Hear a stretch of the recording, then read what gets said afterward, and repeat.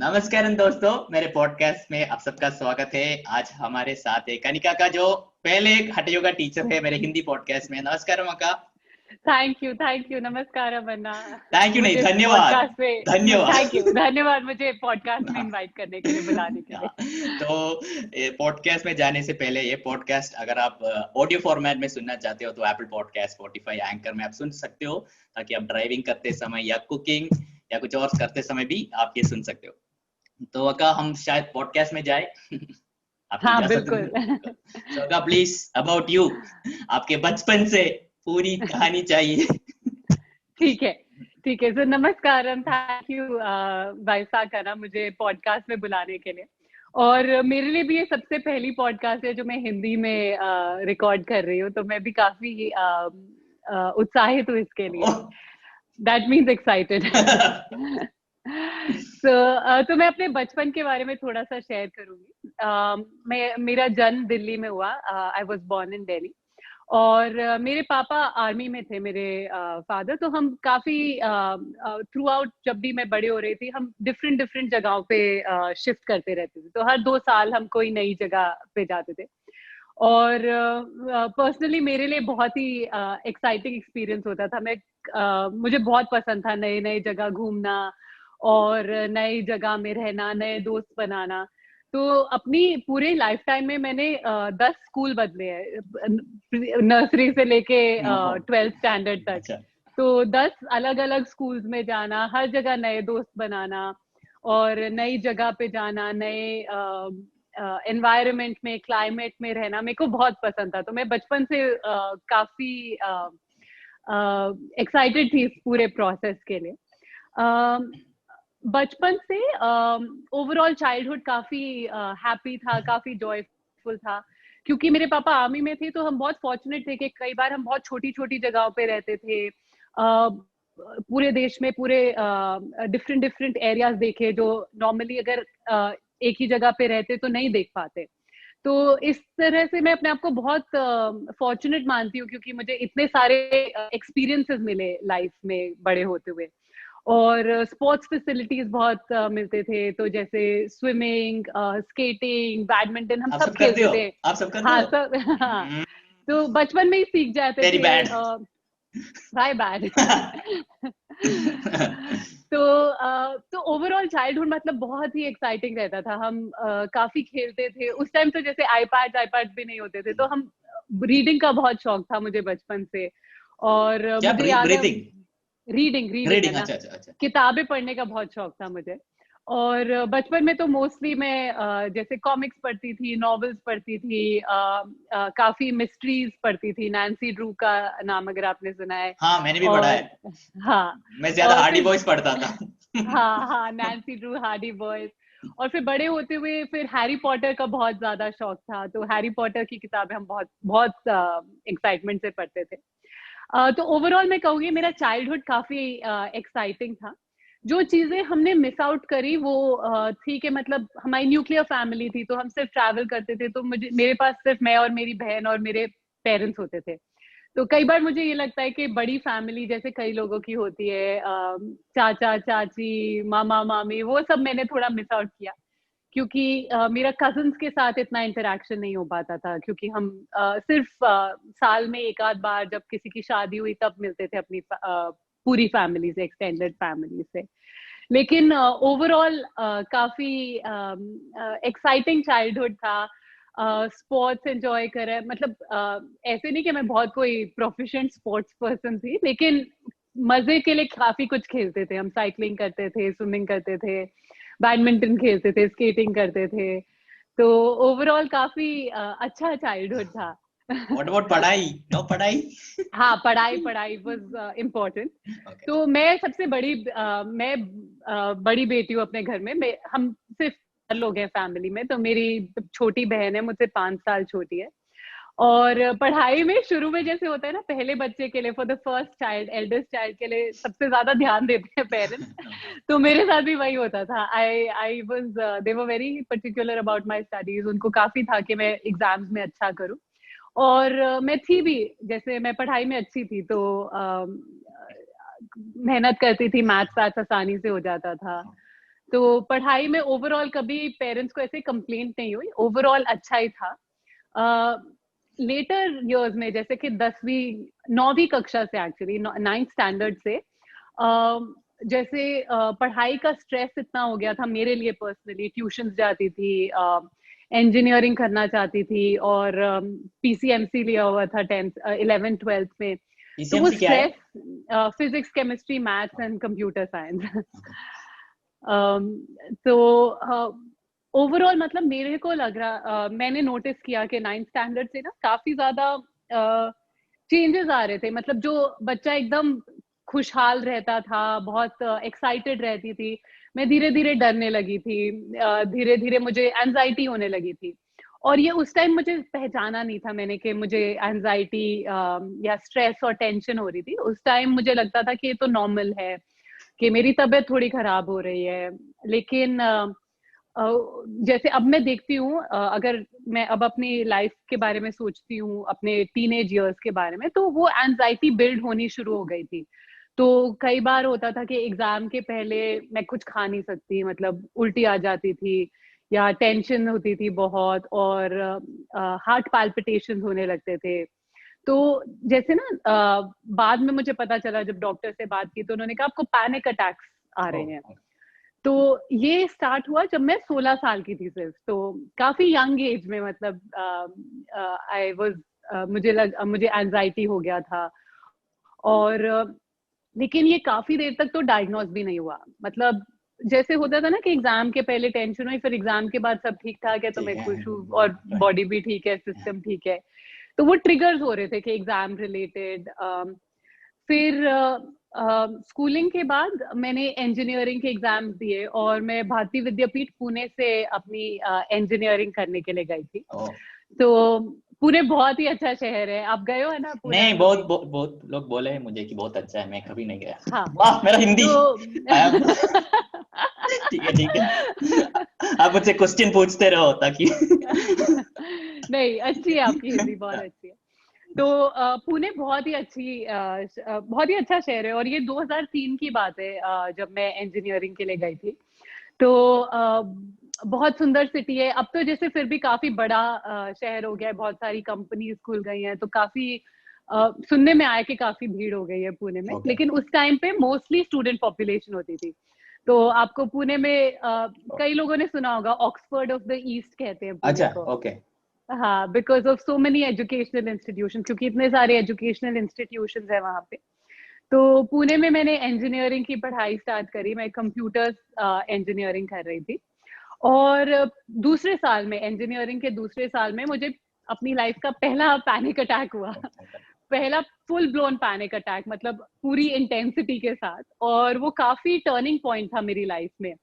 तो मुझे अभी भी याद है कि मैं एक फ्लैट में रहती थी अपनी एक फ्लैटमेट के साथ, और हम दोनों एग्जाम के लिए जाना था। जैसे 11 बजे एग्जाम था या कुछ ऐसे, तो हमारे पास 2 व्हीलर होती थी, स्कूटी होती थी, उस पे जाते थे हम कॉलेज।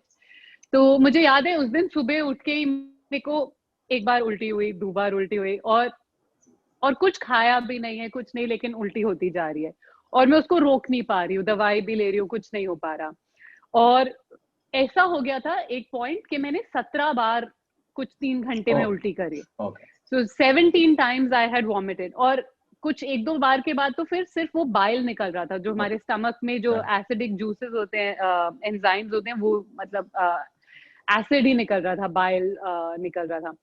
और मेरी फ्रेंड भी घबरा गई थी कि क्या हो रहा है, और मुझे बिल्कुल समझ नहीं आ रहा था कि हो क्या रहा है। अभी भी मुझे ये समझ नहीं आता कि एंजाइटी से है, मुझे लगा फूड पॉइजनिंग हो गई है। तो फिर मेरी फ्रेंड मुझे डॉक्टर के पास लेके गई। उसकी मम्मी और पापा पुणे में ही रहते थे, तो वो बहुत हेल्पफुल थे। उन्होंने हमें डॉक्टर के पास लेके गए, मुझे डॉक्टर के पास।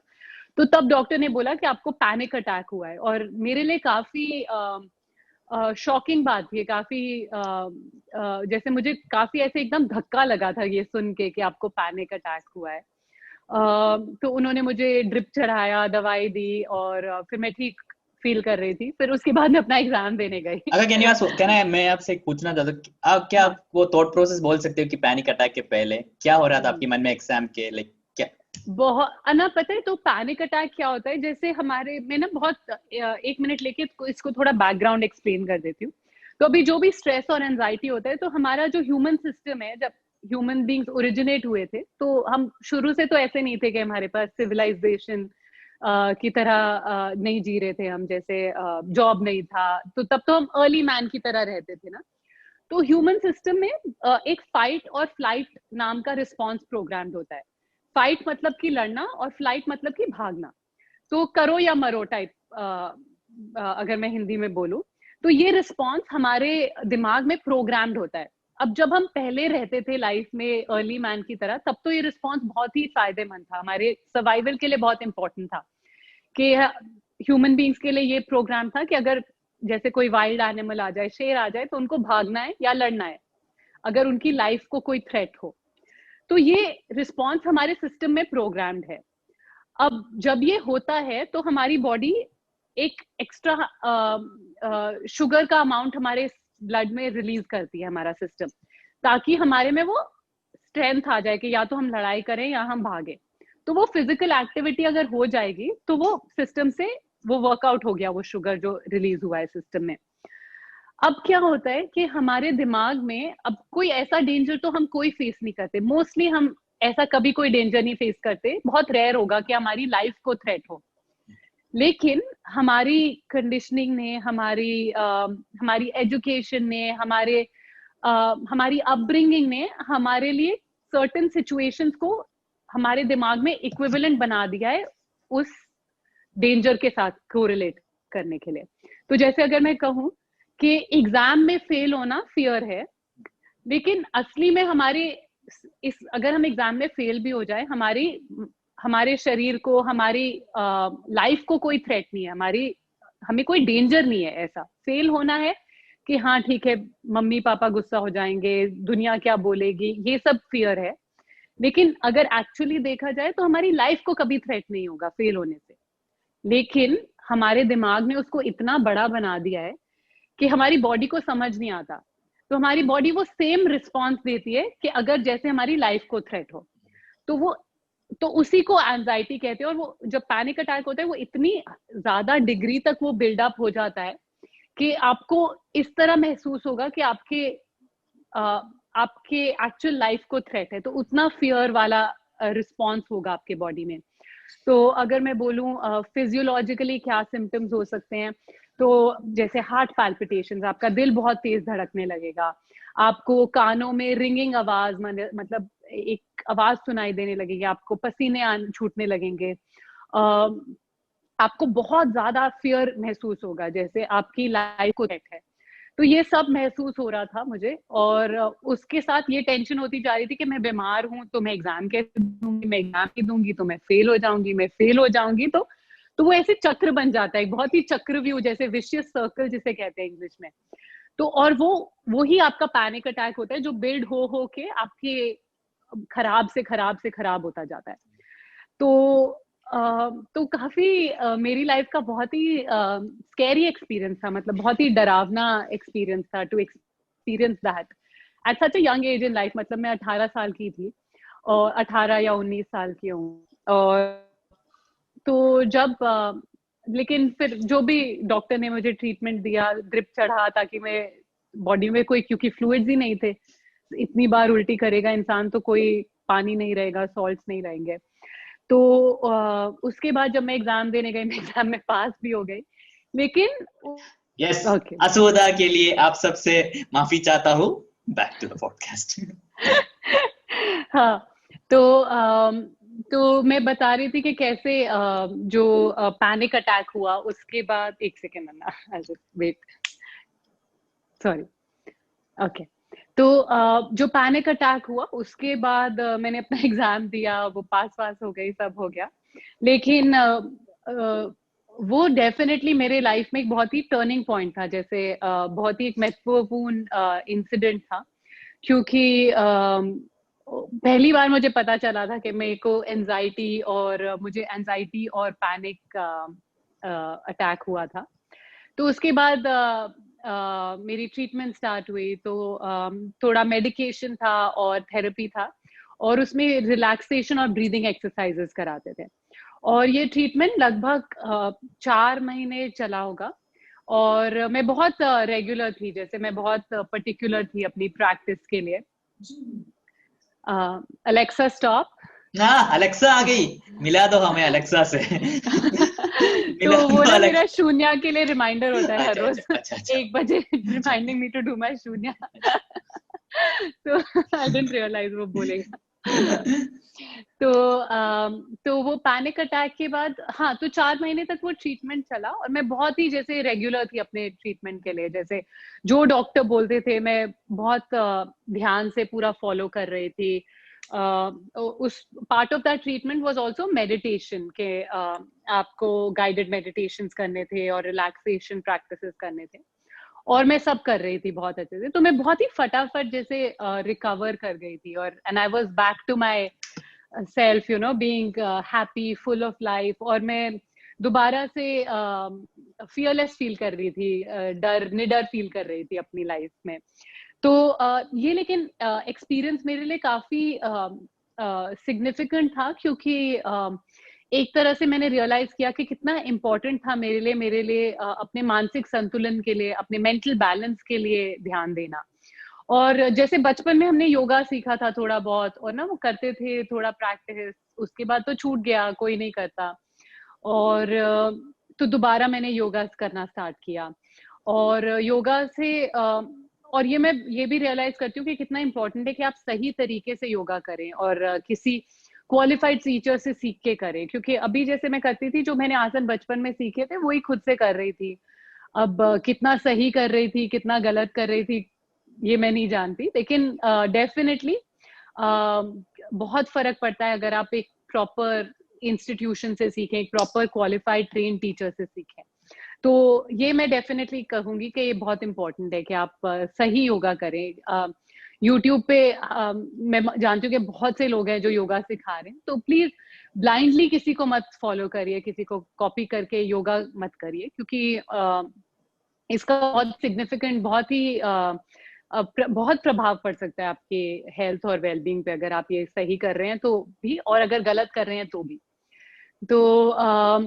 तो ये था अभी तक का, जैसे अर्ली 20s में जब मैं फिर एमबीए स्कूल गई, तो अब मेरे को जैसे पैनिक अटैक नहीं हो रहे थे, होता था तो जैसे 3-4 साल में एक बार कभी कोई एपिसोड हो गया।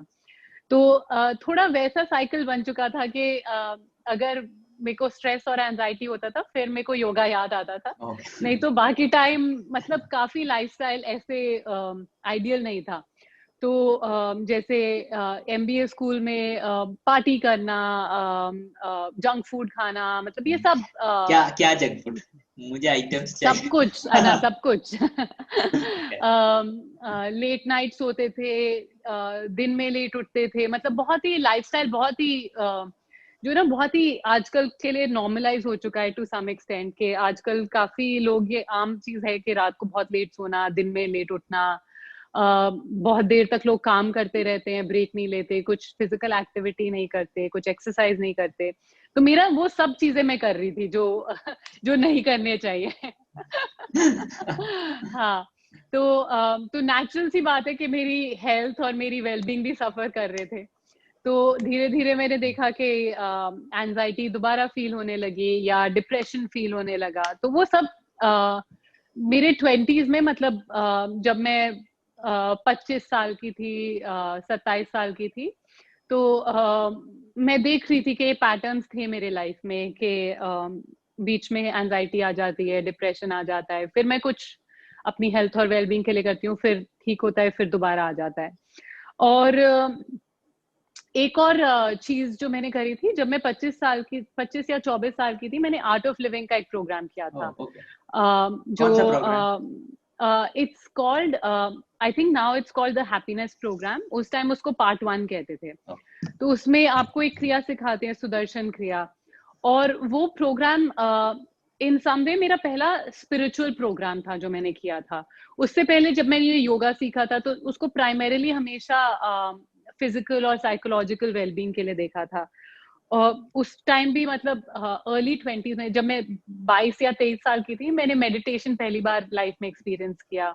एक्चुअली नहीं, जब मैं 16 साल की थी मैंने पहली बार लाइफ में एक मेडिटेटिव स्टेट एक्सपीरियंस करी। ये थी जब हम अमृतसर गए थे और गोल्डन टेम्पल में गई थी। और ये एक्चुअली मैंने बहुत किसी के साथ शेयर नहीं किया, बट मैं 16 साल की थी और गोल्डन टेम्पल जो है वहां पे उस टाइम फर्स्ट फ्लोर पे उन्होंने वो बुक रखी है गुरु ग्रंथ साहिब, जो basically is the Holi book. और I think the Guru Granth Sahib को 10वां गुरु माना जाता है सिखिज्म में। तो अगर आप कभी गोल्डन टेम्पल गए, आप गए वैसा हाँ, करना? गया हूँ।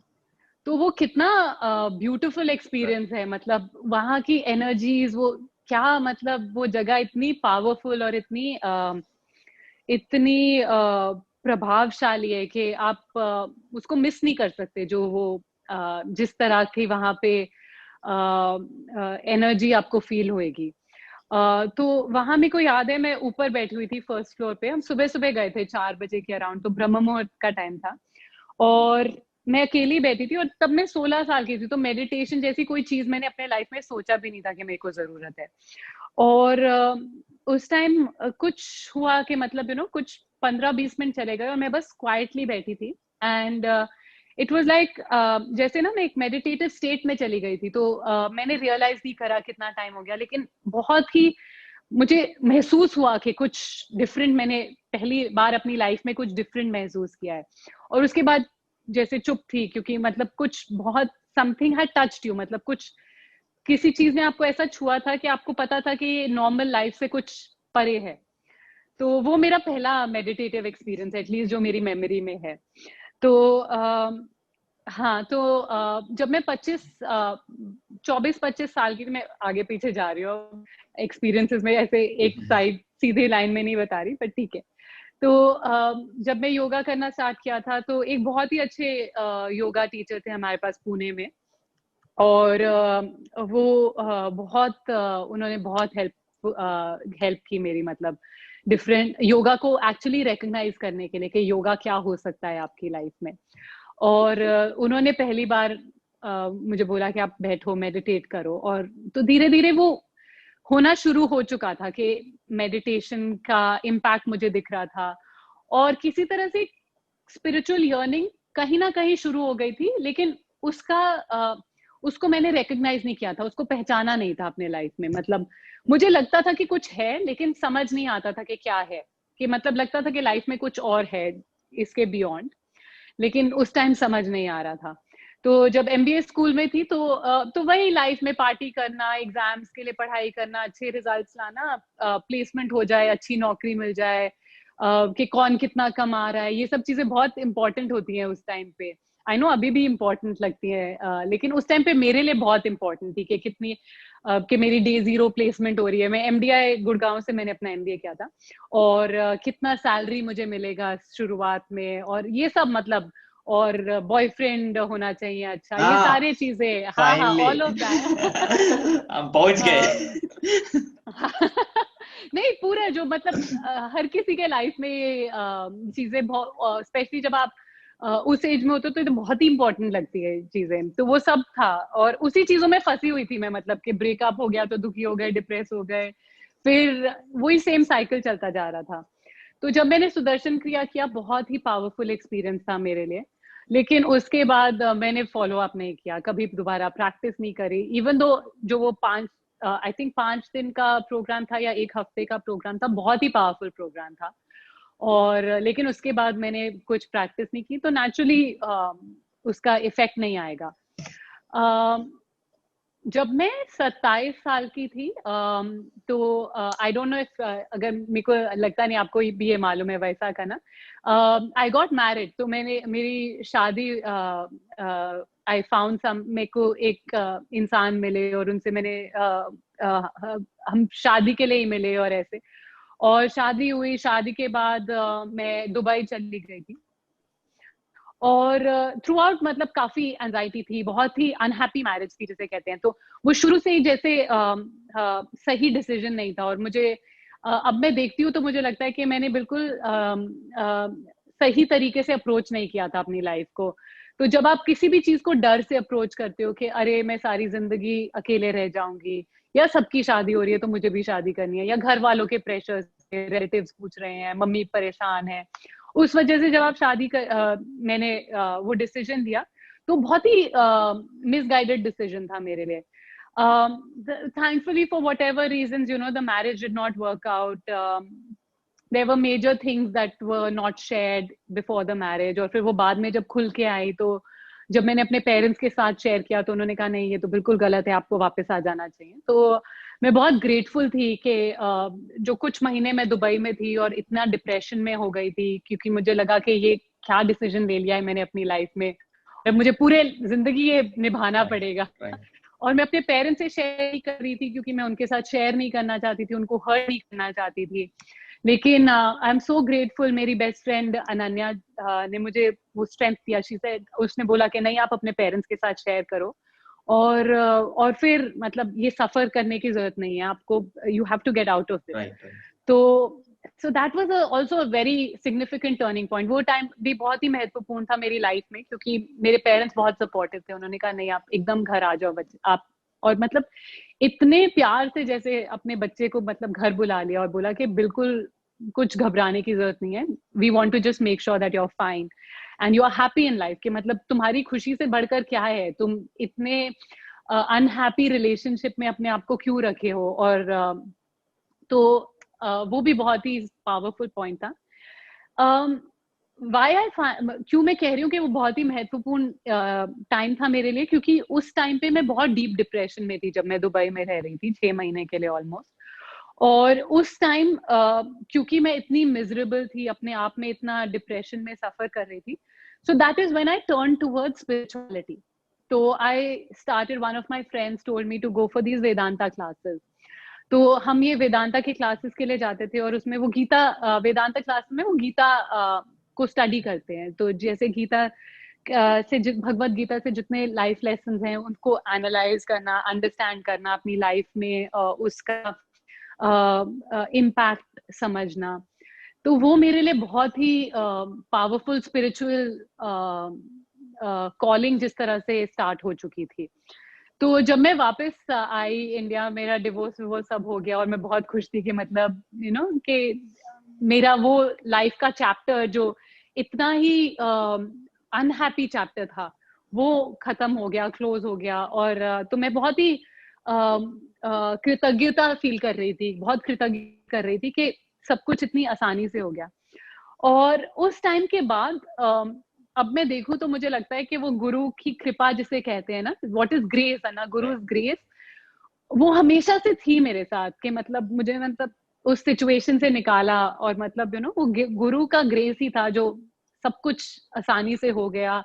और जो इतना लाइफ में टर्मोइल या जो भी था वो उसके थ्रू ही एक आध्यात्मिक स्पिरिचुअल खोज शुरू हुई थी मेरे अंदर। Getting a little emotional talking about this. So तो जब तब मैं अराउंड 28 साल की थी, 27 साल में शादी हुई, 28 में मैं वापस आ चुकी थी और डिवोर्स भी हो गया था। तो उसके बाद मैं वापस गुड़गांव आई, मैंने एक अपना कॉर्पोरेट जॉब दोबारा ज्वाइन किया कंसल्टिंग में, और मैं बहुत खुश थी अपनी लाइफ से क्योंकि मुझे जैसे लाइफ में एक नई शुरुआत मिल गई थी। और इस बार मैं योगा को एक अलग अप्रोच से ले रही थी, मतलब सिर्फ अपनी फिजिकल फिटनेस के लिए नहीं, सिर्फ अपनी साइकोलॉजिकल फिटनेस के लिए नहीं, मेरे लिए एक्सपीरियंसेस डीपर होते जा रहे थे। अभी तक मुझे ईशा के बारे में कुछ नहीं पता था, सदगुरु के कुछ वीडियोस देखे होंगे मैंने, और मेरे को किसी तरह ईशा क्रिया ऑनलाइन मिल गया था यूट्यूब पे, और वो मैंने खुद से करना स्टार्ट कर दिया था। और मुझे पता भी नहीं था कि सदगुरु के बारे में ज्यादा कुछ, लेकिन मैंने ईशा क्रिया स्टार्ट कर दिया, किसी ने मुझे बोला नहीं, मैंने खुद से स्टार्ट कर दिया। और तब मुझे लगता है कि मतलब जो सदगुरु के तरफ आना था वो हो चुका था, मतलब वो बुला रहे थे उससे पहले से। तो ईशा क्रिया करना शुरू किया, मुझे बहुत डिफरेंस नोटिस हुआ, लेकिन अभी तक मुझे पता नहीं था कि ईशा हठ योगा क्या होता है, हठ योगा प्रैक्टिसेस क्या होते हैं। तो मैं एक डिफरेंट योगा प्रैक्टिस के लिए जाती थी, योगा स्कूल में जाती थी, शिवानंदा। और वो जैसे मैं हफ्ते में 4-5 बार जाती थी और करती थी और उनके प्रैक्टिसेस करती थी। और धीरे धीरे जैसे स्पिरिचुअल एक्सपीरियंसेस होने लगे थे, और मैं नोटिस कर रही थी कि मेरा ध्यान ज्यादा आध्यात्मिक चीजों में खींचा जा रहा था, तो मैं वैसी तरह की वीडियोस देख रही थी यूट्यूब पे, मैं उस तरह की किताबें पढ़ रही थी। तो एखार्ट टोले की एक बुक है द पावर ऑफ नाउ, वो बुक मेरे लिए बहुत ही पावरफुल थी। मूजी बाबा, उनका सत्संग मैं बहुत सुनती थी यूट्यूब पे। तो मेरी बहन भी मजाक उड़ाती थी, वो कहती थी मेरा फेसबुक फीड अगर वो देखती थी, कहती है वो सारे गुरुज ही आते रहते बुढ़े गुरुज। तो वो मजाक करती थी कि इट्स ऑल ओल्ड मैन, कि मतलब it's all these gurus that you are watching and nothing else, कि आप वही देख रहे हो और कुछ और नहीं देख रहे। लेकिन वो मेरे लिए वो टाइम बहुत ही पावरफुल था। और तो कुछ 2.5-3 साल तक मैंने वो कंसल्टिंग का जॉब किया और सब ठीक था, मतलब कुछ प्रॉब्लम नहीं थी, मैं अच्छा कमाती थी, इंडिपेंडेंट थी, फॉरेन हॉलीडेज करती थी, लग्जरी डिजाइनर चीजें की शॉपिंग करती थी, मतलब वो सब जो हमें बताते हैं ना कि सक्सेसफुल लाइफ क्या होती है, फिट, हेल्दी, गुड लुकिंग, सब, मतलब मेरी लाइफ में कोई प्रॉब्लम नहीं थी, लेकिन फिर भी मेरी लाइफ में कुछ मिसिंग था। और कहीं ना कहीं मुझे लगता था कि क्या यही लाइफ है, मतलब कुछ लग रहा था कि कुछ मिसिंग है। तो फिर 2017 में मैंने डिसाइड किया कि मैं अपनी कॉर्पोरेट जॉब से भी जैसे ना, मतलब मुझे लगता था कि मैं फिट नहीं करती वहां पे, मुझे लगता था कि मैं वहां पे बिलोंग नहीं करती किसी तरह, क्योंकि मेरे वो एस्पिरेशंस ही नहीं थे, मेरी ऐसी इच्छा ही नहीं थी कि मेरे को सीईओ बनना है या मुझे इतना पैसा कमाना है। मतलब लगता भी था कि हाँ इम्पोर्टेंट है, लेकिन somehow इतना अंदर से वो कन्विंस नहीं थी मैं, मतलब मैं कहने को कह रही थी कि मुझे हाँ ये करना है, लेकिन अंदर से वो नहीं था इतना कि मुझे ये करना है। मुझे हमेशा लगता था कि कुछ और है लाइफ में जो मुझे करना है। तो 2017 में, अर्ली 2017 में, अराउंड आई थिंक फरवरी मार्च में मैंने डिसाइड किया कि मैं फरवरी के अराउंड, आई थिंक 2017 में मैंने डिसाइड किया कि मुझे ये कॉर्पोरेट लाइफ से ब्रेक चाहिए और मुझे एक्चुअली अपने लिए एक जर्नी लेनी है, कि मतलब मुझे टाइम निकालना है अपने आप को, अपनी भीतरी खोज में, इनर एक्सप्लोरेशन के लिए। तो तो उस टाइम पे जैसे कहते हैं ना कि बहुत ही बोल्ड डिसीजन माना जाता है कि अपनी सिक्योर हाई पेइंग जॉब को आप छोड़ दो, कोई प्लान नहीं है आपके पास लाइफ में, लेकिन मेरे को समहाउ किसी तरह, अब मैं जानती नहीं हूँ कि किस तरह ये मेरे लिए हिम्मत का काम था या नहीं था, लेकिन मुझे बिल्कुल भी नहीं लगा कि ये कोई हिम्मत का काम कर रही हूँ मैं, मुझे मतलब कोई डर ही नहीं था इस बात में। तो वो मुझे लगता है गुरु का एक ग्रेस है कि मतलब वो कॉन्फिडेंस था। और तो मैंने डिसाइड किया अपना जॉब छोड़ने का, और मेरा प्लान था कि मैं तो मोस्टली जो yoga program, teacher training program होते हैं वो 200 घंटे के होते हैं, 1 महीने का प्रोग्राम होता है। तो शिवानंदा का मैंने सोचा मैं इन्हीं से कर लूंगी और ठीक होगा, मतलब, और बाकी टाइम ट्रैवल करूंगी अपने आप से। एक बुद्धिस्ट रिट्रीट है धर्मशाला में, वहां जाके रहूंगी, और मतलब ये प्लान था मेरा, कुछ इतना सोचा नहीं था। somehow it happened, किसी तरह हुआ कि मेरे जब योगा प्रोग्राम्स देख रही थी तो मेरे साथ डेट्स जो मैच नहीं हो रहे थे, जो मैं डेट्स चाहती थी। तो मैंने सोचा चलो कोई और स्कूल से देखते हैं। तो एक दोस्त से बात करी जो अष्टांग योगा प्रैक्टिस करते हैं, अष्टांग योग प्रैक्टिस करते हैं। उन्होंने कहा कि आप मेरी एक दोस्त से बात करो जो ईशा हठ योग कर चुकी हैं, टीचर ट्रेनिंग प्रोग्राम, और उनसे बात करो और वो आपको बता सकती है, लेकिन ये थोड़ा लंबा प्रोग्राम है और थोड़ा महंगा भी है। तो मैंने कहा कितना लंबा है? कहते हैं 5 महीने का है और 6 लाख रुपए। मैंने कहा इतना महंगा और इतना पैसा मैं कहाँ दूंगी योगा प्रोग्राम के लिए, मतलब मेरे को लगा ये तो बिल्कुल मैंने करना ही नहीं है। सोचा भी नहीं था। उसने कहा कि फिर भी आप बात कर लो मेरी दोस्त से और देखो, फिर आप डिसाइड करो। तो मैंने कहा ठीक है, तो मैंने उनका नंबर लिया। उनका नाम है तेजल हक्का, और आज तक मैं मतलब इतनी, आई एम सो ग्रेटफुल, मैं इतनी कृतज्ञ हूँ उनके लिए, क्योंकि मुझे लगता है कि वो जो 5 मिनट की कॉन्वर्सेशन थी उनके साथ, जो 5 मिनट की बात फोन कॉल पे बात करी हमने, वो इतना टर्निंग पॉइंट था मेरी लाइफ के लिए, और उसी से मेरी जर्नी स्टार्ट हुई ईशा के साथ।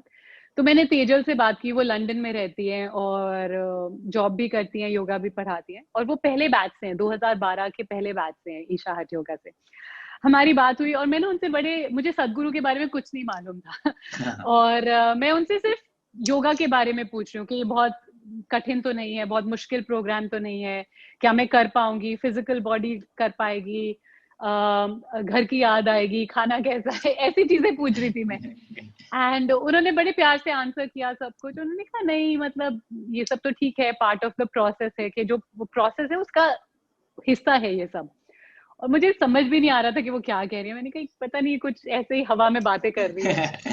एंड फिर उन्होंने एक बात कही, मैंने उन्हें कहा कि मैं अपना जॉब छोड़ रही हूँ और ट्रैवल करना चाहती हूँ और ये सब। तो उन्होंने कहा आप जॉब तो छोड़ ही रहे हो, तो आपके पास टाइम है 5 महीने का, और अगर आपके पास पैसे हैं तो ये आपकी लाइफ में एक ब्लेसिंग होगा। मतलब ब्लेसिंग को हिंदी में क्या कहते हैं, एक वरदान होगा कि आप अपनी लाइफ में अगर ये कर पाओ। अगर आपके पास पैसा है और समय है तो ये एकदम ऐसी चीज है कि एक वरदान है आपके लिए। और वो उनकी बात मुझे बहुत छू गई। तो कभी किसी ने किसी चीज को ऐसे डिस्क्राइब नहीं किया था। जैसे एमबीए स्कूल सारे बोलते हैं हाँ तुम्हें नौकरी मिल जाएगी, इतना पैसा तुम कमाओगे। नोबडी हैड, किसी ने कभी कोई चीज को ऐसे डिस्क्राइब नहीं किया था कि आपकी लाइफ में एक ब्लेसिंग होगी या एक वरदान होगा। तो जब उन्होंने ये बात कही तो मुझे वो इतनी बात जैसे मेरे को इतनी कुछ महसूस हुआ कि मतलब ये कुछ बहुत डीप बात कर रही है, कुछ बहुत गहरी बात कर रही है। और मुझे लग गया था वो कॉन्वर्सेशन के बाद कि मुझे लगा कि मुझे करना है, मतलब कोई डाउट नहीं रहा दिमाग में। मैंने यूट्यूब पे वो सारे वीडियोस देखे, मेकिंग ऑफ अ हठ योगी, तो कुछ 18 वीडियोस हैं शायद से। तो मैंने उसी रात पूरे वीडियोस देखे।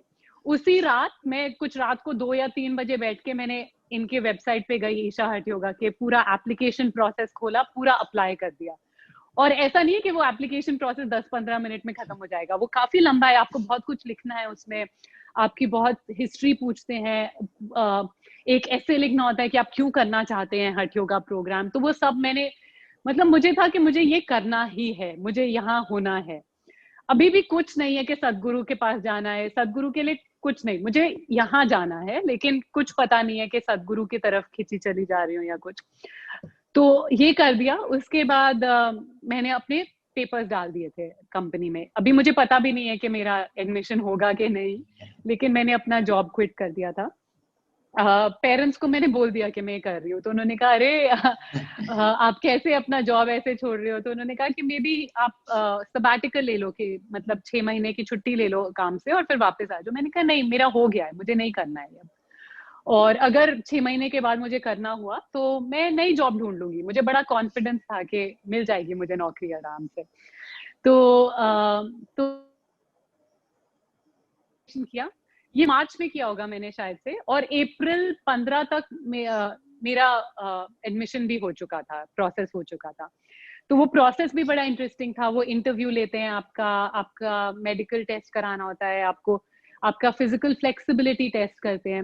हर बात जो मैं कर रही थी ना ईशा के साथ, जो भी इंटरेक्शन हो रहा था, जैसे वॉलंटियर्स के साथ ईमेल से बात हो रही थी, या इंटरव्यू के टाइम रायन अन्ना थे, उन्होंने मेरा इंटरव्यू लिया, वो हो रहा था। हर चीज में मुझे हर मोमेंट ये लग रहा था कि ये कुछ अलग है। ये लोग जिस तरह बात कर रहे हैं, जिस तरह ईमेल लिख रहे हैं, कुछ अलग था। तो मुझे लग रहा था कि कुछ अलग ही टाइप के लोग हैं, मतलब वो सेंस आ रहा था। तो मुझे हर पॉइंट पे लग रहा था कि मुझे यहाँ जाना है, कुछ भी हो जाए। तब मुझे ये भी नहीं पता था कि ध्यान लिंगा क्या है, देवी क्या है, कुछ आइडिया नहीं है आश्रम के बारे में। तो उन्होंने कहा कि आपको अगर हठ योगा टीचर ट्रेनिंग के लिए आना है तो आपको इनर इंजीनियरिंग प्रोग्राम करना है। तो इनर इंजीनियरिंग प्रोग्राम, मैंने कहा ठीक है मैं कर लूंगी, क्योंकि मुझे तो हठ योगा के लिए जाना है। तो इनर इंजीनियरिंग उन्होंने कहा आप दिल्ली सेंटर से कर सकते हो। तो मैंने इनर इंजीनियरिंग प्रोग्राम किया। और अगर मैं सच बोलूं तो मैंने बहुत एक्सपेक्टेशंस लगाए थे अपने दिमाग में कि क्या हो जाएगा, कैसा एक्सपीरियंस होगा। कुछ नहीं हुआ मेरे साथ ऐसा। मतलब बहुत पावरफुल प्रोग्राम था, लेकिन जैसे मैंने कुछ लोगों के साथ होता है कि वो बहुत रोते हैं या कुछ हंसते हैं, मतलब बहुत कुछ एक्सपीरियंस करते हैं, वो नहीं हुआ था मेरे साथ। तो मैं थोड़ा अपने आप में ना डिसअपॉइंट हो गई थी कि ये तो मैंने सोचा था कि क्या हो जाएगा। और जब मैं गई थी इनर इंजीनियरिंग के लिए भी, तो मुझे लगता है अब मैं अगर देखती हूँ ना तो बड़ा अपने दिमाग में कुछ आइडियाज लेके गई थी कि मैंने तो योगा कितने साल से किया हुआ है, मैंने तो और भी स्पिरिचुअल प्रोग्राम्स करे हुए हैं, मैंने तो किताबें पढ़ी हुई हैं। तो एक एरोगेंस, एक घमंड भी होता है कुछ, जो वो भी था कहीं ना कहीं, या कुछ अपने दिमाग में हमने कहीं रेजिस्टेंस बिल्ड कर ली होती है। तो मुझे लगता है कि पहली बार जब मैंने इनर इंजीनियरिंग किया, मुझे जो उसको ठीक पूरी तरह से नहीं समझा। जैसे अगर 100% हो सकता था तो मैं कहीं 80% पे थी, 80% पे थी, मुझे ऐसा लगता है। क्योंकि ये जो मेरे दिमाग में आइडियाज थे, थॉट्स थे, वो सब कहीं ना कहीं तुम्हें रोक लेते हैं। तो लेकिन ओवरऑल प्रोग्राम मुझे बहुत पसंद आया। जो हर चीज के ध्यान दिया जाता है, किस तरह वो खाना दे रहे हैं, किस तरह वो वॉलंटियर्स आपके साथ बिहेव कर रहे हैं। मैं सोचती थी क्यों इतना नमस्कार कर रहे हैं, हंसते क्यों रहते हैं। शुरू शुरू में लग रहा था कि क्यों ऐसे सारे वॉलंटियर्स इतने खुश क्यों हैं। But by the end of the program, जब तक वो 4 दिन का रिट्रीट प्रोग्राम किया, जब तक वो खत्म हुआ, मुझे भी लगा कि मतलब कुछ तो अलग है यहाँ पे। और लेकिन थोड़ी रेजिस्टेंस थी, एक गुरु के प्रति रेजिस्टेंस थी, क्योंकि मुझे लगता था कि मैं कभी वैसी इंसान नहीं हूँ जो एक गुरु को देख सकती है।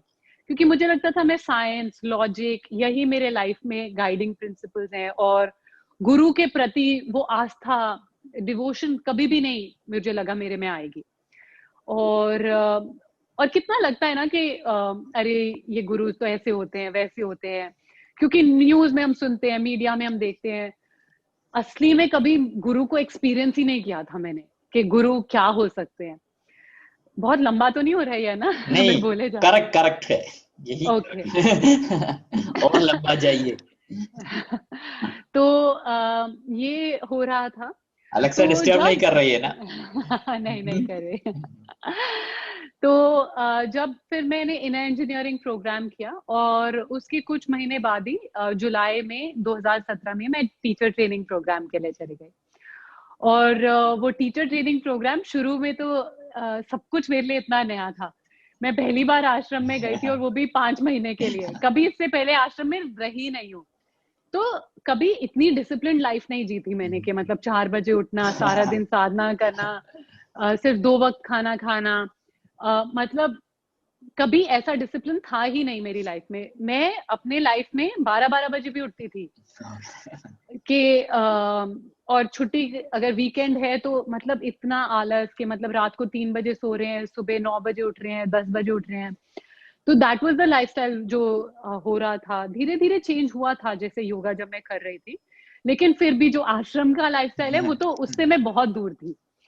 तो लेकिन मेरे में ये था कि मुझे ये प्रोग्राम करना है, और अपने लिए, सच में अपने लिए ये जैसे अपनी इनर जर्नी के लिए ये आस्था से करना है, डिवोशन से करना है। लेकिन तब तक योगा की तरफ था ही मेरा ध्यान कि मुझे योगा सीखना है, योग सीखना है। तो शुरू में तो मुझे थोड़ा बहुत चीजें आ रही थी, जैसे रेजिस्टेंस आ रही थी कि इतना सदगुरु क्यों कर रहे हैं यहाँ पे, मुझे तो सिर्फ योगा सीखना है। मेरे को तो भक्ति का कुछ है ही नहीं, तो मुझे सिर्फ योगा सीखना है। ये सारे दिमाग में चीजें आते थे। और तो धीरे धीरे जब प्रोग्राम स्टार्ट हुआ, काफी इंटेंस प्रोग्राम था। फिजिकली आपको तोड़ देते हैं, इमोशनली आप टूटते हो, साइकोलॉजिकली टूटते हो। मतलब ये प्रोग्राम ना आपको, मतलब मेरे लिए तो काफी मुश्किल था, मैं सच सच बताऊंगी। बहुत से दूसरे मेरे बैचमेट्स थे जिनके लिए काफी आसान था, लेकिन मेरे लिए मुश्किल था। क्योंकि जो भी रेजिस्टेंस मैंने बिल्ड अप करी हुई थी, फिजिकली, साइकोलॉजिकली, वो सब धीरे धीरे टूटना शुरू हो रहा था। तो अभी तक आपने जो भी आइडेंटिफिकेशन, अपने बिलीफ्स बनाए हुए हैं, जब वो हिलना शुरू हो जाते हैं तो इंसान को बहुत प्रॉब्लम होती है। क्योंकि हमने इस चीज को अपनी लाइफ में इतना स्टेबलाइज और सॉलिड बना लिया कि जब वो फाउंडेशन हिलने लगती है, आपको लगता है कि आपकी आइडेंटिटी खो रही है, आपका अस्तित्व खो रहा है। तो और वो बहुत इंपॉर्टेंट था मेरे लिए उसको छोड़ना, to let go of all that. तो धीरे धीरे जैसे प्रोग्राम बढ़ता गया, तो कई स्पिरिचुअल एक्सपीरियंसेस हो रहे थे, कई चीजें हो रही थी मेरे विद इन, जो जिनके लिए कोई एक्सप्लेनेशन नहीं थी। और धीरे धीरे मैंने सदगुरु को, जब अपने लॉजिकल माइंड को हटा के बस सब कुछ छोड़ के जस्ट एक्सपीरियंस किया सदगुरु को, तो मेरी लाइफ बिल्कुल चेंज हो गई। मतलब जो कहते हैं ना कि गुरु की जो कृपा, जब आप उसके लिए रिसेप्टिव हो जाते हो, जब आप उसके लिए हिंदी में क्या कहेंगे, जब अपने आप को उसके लिए समर्पित कर देते हो किसी तरह से, तो वो बहुत ही पावरफुल एक्सपीरियंस था मेरे लिए। और उसके बाद से तो लाइफ बहुत ही अलग हो गई है। चाहे जो भी हो जाए, मतलब मैं ये नहीं कहूंगी कि लाइफ में सब कुछ इजी हो जाएगा, कोई सिचुएशंस नहीं आएंगे, वो सब होता है।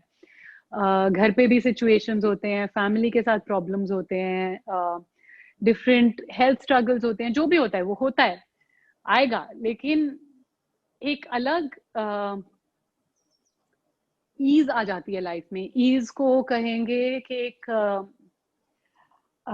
जैसे आसान हो जाती हैं चीजें आपके लिए डील करने में। मतलब आपको जो भी बाहर जो भी हो रहा है, आप अपने आप में एक स्टेबिलिटी पे आ जाते हैं, या एक संतुलन में आ जाते हैं। तो वो बहुत ही पावरफुल था। तो तब से तो अब 3 साल से ज्यादा हो चुके हैं, 3.5 साल हो चुके हैं टीचर ट्रेनिंग प्रोग्राम में गए हुए, इन इंजीनियरिंग करे हुए। और मैं तो बस I just feel so much gratitude. मतलब मैं इतनी कृतज्ञता फील करती हूँ अपनी लाइफ में, क्योंकि जो मैं लाइफ अब तक एक्सपीरियंस, इससे पहले तक एक्सपीरियंस कर रही थी, मुझे लगता है मैं एक आधी जिंदगी जी रही थी। I wasn't experiencing life. तो since then it's just been so beautiful. भक्ति मेरे लिए एक बहुत ही जैसे एक ब्लॉक था मेरे लिए, क्योंकि मुझे कभी नहीं लगता था कि मैं भक्ति का एस्पेक्ट अपने लाइफ में कभी जगा पाऊंगी। और वो इतना पावरफुल हुआ है। डिवोशन टुवर्ड्स योर गुरु, अपने गुरु के तरफ वो भक्ति भाव is has been so powerful कि अपने लॉजिकल माइंड से थोड़ा डिटैच होना। मतलब जो हमारे दिमाग में इतने आइडियाज क्रिएट करके रखते हैं हम, इतने ओपिनियंस रहते हैं, इतना घमंड होता है, इतनी एरोगेंस होती है, वो सब जैसे मेल्ट हो जाता है। और उसके बाद आपको लगता है कि आप लाइफ में कुछ जानते ही नहीं हो, तो आप किस बात का अपने आप पे इतना घमंड कर रहे हो, या आप किस बात पे अपने आप को इतना सीरियसली ले रहे हो अपने आप को लाइफ में। तो मेरे लिए सबसे बड़ा लेसन वही है, don't take yourself so seriously, don't take life so seriously. इतनी गंभीरता से ना अपने आप को लो, ना अपनी जिंदगी को लो। लाइफ, जिंदगी is so beautiful, life is so beautiful, it's so life, you can experience it and just surrender to it in some way. तो मेरा यही एक्सपीरियंस है अभी तक, स्कूल से लेके टिल डेट। और बहुत ही पावरफुल और बहुत ही इनक्रेडिबल जर्नी रही है मेरे लिए। और हर मोमेंट में इतना कृतज्ञता फील करती हूँ कि ये सब है। I just need to pause. So धन्यवाद कनिका का। So आप little bit about your programs and what आप क्या छोड़ना चाहती हो ऑडियंस के लिए? छोड़ना चाहती हूँ ऑडियंस के लिए? छोड़ना चाहते हो? धोना तो कल वैसा करना, मेरे को कहते कि हम पॉडकास्ट धोंगे। कब आप मेरे को podcast धोगे? He wanted to ask कि कब आप पॉडकास्ट दोगे? So धो हमको। धोगा नहीं, धोना मतलब धुलाई करना। तो अब मैं हठ योगा सिखाती हूँ। निसर्ग हठ योगा है गुड़गांव में मेरे स्टूडियो का नाम। और मैं ईशा फाउंडेशन के लिए भी क्लासेस लेती हूँ, और अपने प्रोग्राम्स, इंडिपेंडेंट प्रोग्राम्स भी कंडक्ट करती हूँ। तो बहुत ही अमेजिंग एक्सपीरियंस है। अब कोरोना के बाद हम काफी प्रिकॉशंस के साथ जो भी प्रोग्राम्स कर रहे हैं, तो हम छोटे छोटे बैचेस में वर्कशॉप्स कर रहे हैं। अलग अलग हठ योगा प्रोग्राम्स हैं, सूर्य क्रिया है, अंगमर्दन है, योगासन है, भूत शुद्धि है। ये सारे डिफरेंट प्रोग्राम्स हम सिखा रहे हैं। मोस्टली अभी जो प्रोग्राम्स हो रहे हैं वो इंग्लिश में हो रहे हैं, लेकिन हम हिंदी में भी प्रोग्राम्स अनाउंस करेंगे। तो ये सेक्टर 45 में है, सेक्टर 45 गुड़गांव में। तो जो भी डिटेल्स है वो मैं वैसा करना को शेयर कर दूंगी। आपका इंस्टाग्राम चैनल नहीं? हाँ, इंस्टाग्राम पे आप मुझे फॉलो कर सकते हैं। चैनल का नाम है, इंस्टाग्राम हैंडल है kanika.hatyoga। तो कनिका KANIKA.hatyoga HATHA योगा। तो आप मेरे को इंस्टाग्राम पे भी फॉलो कर सकते हैं। वैसा करना के साथ मैं पॉडकास्ट करती रहती हूँ और इंस्टाग्राम पे मैं वीडियोस डालती हूँ जितना हो सके। तो और भी हम वीडियोस डालेंगे जहाँ कनिका का हठयोगा के बारे में बात कर रहे होंगे। हाँ, तो ये सिर्फ इंट्रोडक्शन है। हाँ, तो ये इंट्रोडक्शन पॉडकास्ट है। हम आपको आप मुझको डांस को वैसा करना को तो आप ऑलरेडी जानते हो, और आगे चल के हम डिफरेंट डिफरेंट चीज़ों के बारे में बात करेंगे, हठ योगा के डिफरेंट एस्पेक्ट्स के बारे में, डिफरेंट प्रैक्टिसेस के बारे में, और उसका क्या प्रभाव हो सकता है आपके बॉडी पे, आपके माइंड पे, आपके हेल्थ पे। ओके अक्का, सो थैंक यू, धन्यवाद सो मच आने के लिए अक्का। मैं एडिट करके फिर डाल दूंगा। Thank you so much Anna. Thank you Anna, thank you everyone, नमस्कारम। थैंक यू कि आपने हम सबको मेरे को काफी लंबा हो गया, तो अगर आप अभी तक सुन रहे हैं तो थैंक यू सो मच, धन्यवाद। थैंक यू अक्का। Thank you.